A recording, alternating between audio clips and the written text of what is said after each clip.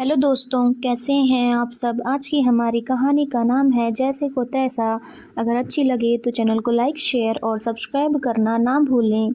Mummy, ये आज आप घर पर किसको लेकर आई थी। बेटे नितिन ने त्योरियां चढ़ाकर अपनी माँ रमा जी से पूछा। क्यों, तुम्हें कोई दिक्कत है। और फिर किसने कहा तुमसे। रमा जी ने भी वैसे ही त्योरियां चढ़ाकर जवाब दिया। आप नहीं बताएंगी तो क्या मुझको पता नहीं चलेगा। नितिन फिर से चिढ़कर बोला। मुझे तो पता ही है, वह जो भी कुछ कर रही है मुझे पता ना चले, ऐसा हो ही नहीं सकता। जब मेरा ना किया हुआ भी तुमको बताया जाता है तो यह है तो मैंने किया ही है। लेकिन उन लोगों को आप घर पर क्यों लेकर आई थी। नितिन ने फिर पूछा। मैं ऊपर का पोर्शन किराए पर उठाने जा रही हूँ। और क्यों उठाने जा रही हूँ वह शायद तुमको बताने की ज़रूरत नहीं, क्योंकि तुम खुद समझदार हो। रमा जी निर्विकार भाव से बोली। लेकिन आप ऊपर का पोर्शन किराए पर नहीं उठा सकती। तभी रमा जी की बहू दिया पास आते ही तमक कर बोली। आपकी मनमर्जी थोड़ी नहीं ना चलेगी। उस पोर्शन पर हम लोग और हमारे बच्चे रहते हैं। क्यों क्यों नहीं उठा सकती। यह मेरा घर है। क्या मैं अपनी ज़िंदगी का इतना बड़ा फैसला भी नहीं ले सकती।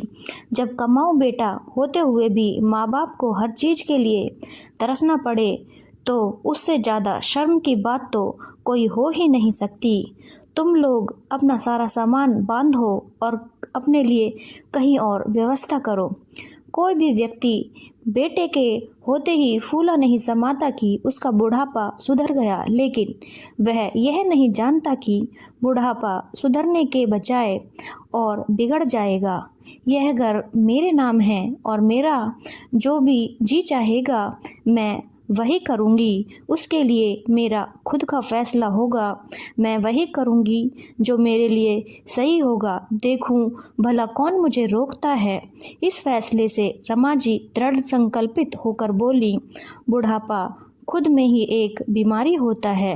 अब समय के साथ भानु जी और रमा जी बुजुर्ग हो चले थे। रोज ही कोई ना कोई हारी बीमारी लगी रहती। बहू तो उन्हें दो रोटी भी बनाकर सिर्फ इसलिए नहीं देती कि एक दिन ससुर भानु जी ने सिर्फ इतना कह दिया था कि यह ठंडी रोटी दांतों से नहीं कटती। यह सुनते ही दिया तमक कर रमा जी से बोली। तो पापा की रोटी आप खुद ही सेक लिया करो। मैं कोई नौकरानी नहीं हूँ कि दिन भर रसोई में उनके लिए गर्म रोटियाँ सेकने के लिए खड़ी रहूँ। और अगर बेटे से किसी दवा दारू के खर्चे के लिए कह दो तो बेटे से पहले बहू 10 बातें सुनाती। जब देखो तब कोई ना कोई बीमारी लगी रहती है। पैसे तो जैसे झाड़ पर उगते हैं, झाड़ हिलाओ और पैसे गिर गए। अब खाली खाने का ही खर्चा थोड़ी ना होता है, अपने विचार खर्चे होते हैं। अब बुजुर्ग आदमी पैसे कहाँ से लाए। दुकान तो पहले ही बेटे ने भानु जी को अपनी बातों में फंसाकर अपने हाथों में ले ली थी। भानु जी और रमा जी की आंखों में आंसू आ जाते। कितनी कठिन परिस्थितियों के बाद भी, एक छोटी सी दुकान होते हुए भी उन्होंने अपने बेटे की परवरिश में किसी तरह की कमी नहीं आने दी। लेकिन आज हम लोग मानो उसी बेटे के ऊपर बोझ हो गए। घर अपना खुद का था तो रमा जी ने ही इसका तोड़ निकाला, क्योंकि वे 4 लोगों के बीच उठती बैठती थी। उन्होंने घर को किराए पर देने का ठान लिया। मम्मी, ये क्या हो गया है आपको। यह कैसी बातें कर रही हैं आप अपने बेटे से। नितिन एकदम से करवट बदलते हुए बोला। बेटा, किसका बेटा। माँ जैसा कुछ भी सम्मान देते हो तुम। वो रिश्ता तो शायद बहुत पहले ही टूट गया था। रमा जी बेरुखी से बोली, क्योंकि उन्होंने प्रण कर लिया था कि चाहे जितना भी नितिन उनको भावुक करने की कोशिश करे पर वह पिघलेंगी बिल्कुल भी नहीं। लेकिन जरा आप यह तो सोचिए कि आखिर हम लोग एकदम से जाएंगे कहाँ। अपना घर होते हुए भी आपके बेटा बहू भटके, आपको अच्छा लगेगा। तभी नितिन अपनी आवाज़ में नकली मुलायमियत लाकर बोला। किसका घर। तुम लोगों का कोई घर नहीं, यह मेरा घर है। और हाँ, अभी तो थोड़ी देर पहले बहुत ज़्यादा तड़क रहे थे, अब तुम्हारी सारी हेकड़ी कहाँ गई? लगता है घर छोड़ने के नाम ने सारी हेकड़ी गायब कर दी। रमा जी आज कुछ भी सुनने को जैसे तैयार ही नहीं थी। सॉरी मम्मी जी, हम लोगों से गलती हो गई, अब हम ऐसा कुछ भी नहीं करेंगे, प्लीज़ हमें माफ़ कर दीजिए। अब तो रमा जी की बहू दिया भी घड़ियाली आंसू बहाने लगी। मुझे नहीं पता कि तुम्हें कहाँ जाना है या कहाँ रहना है, मुझे तो बस 2-3 दिन में यह घर हर हालत में खाली चाहिए, क्योंकि मैंने यह फैसला कर लिया है और अब इस फैसले से मुझे कोई भी नहीं मोड़ सकता। रमा जी ने स्पष्ट रूप से कहा। पापा आप क्यों कुछ नहीं कह रहे मम्मी से? चुपचाप बैठे उनकी जातियों को देख रहे हैं। वो दोनों वहीं चुपचाप बैठे भानु जी के पास आकर बोले, बेटा नितिन, अब इस वक्त तुम्हें घर छोड़ने के नाम से सारे रिश्ते नाते याद आने लगे। जब बहू तड़ातड़ तुम्हारी मम्मी को जवाब देती है और मैं कुछ कहता हूँ, तब बहू मुझे भी 4 बातें सुनाने से बाज नहीं आती। उस वक्त तुम्हारे मुंह पर ताला क्यों लग जाता है? मैंने जरा सा कह दिया कि मेरे दांतों से ठंडी रोटी नहीं कटती, तो बुढ़ापे में सांस को खड़ा कर दिया गया चूल्हे पर रोटी सेकने के लिए।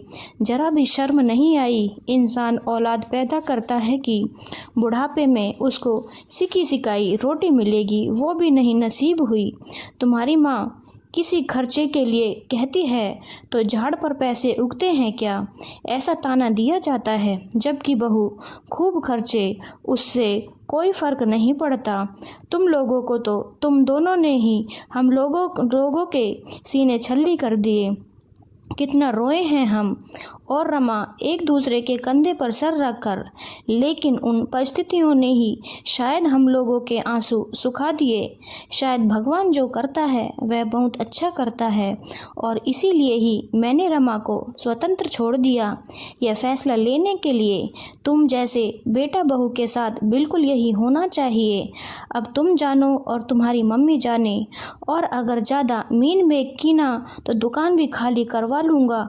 वो जमाना बीत गया जब बच्चे जातियाँ करते रहते थे और माँ बाप चुपचाप सहते सहते दम तोड़ देते थे।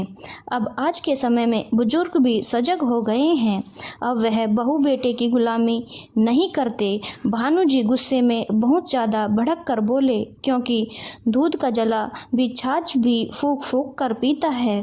अब तो मरता क्या ना करता, उन लोगों को घर खाली करना पड़ गया और उन लोगों के जाने के बाद दूसरे ही दिन किराएदार आ गए और भानु जी ने रमा जी के फैसले का दिल से स्वागत किया, क्योंकि वह भी बेटे बहू के व्यवहार से बहुत ज़्यादा आहत हो चुके थे। भानु जी और रमा जी ने चैन की सांस ली। कम से कम रोटी अपने हाथ की होगी, लेकिन सुकून की तो होगी। दोस्तों, इस स्टोरी को लेकर आपकी क्या राय है, हमें कमेंट बॉक्स में ज़रूर बताएं और चैनल को लाइक शेयर और सब्सक्राइब करना ना भूलें। धन्यवाद।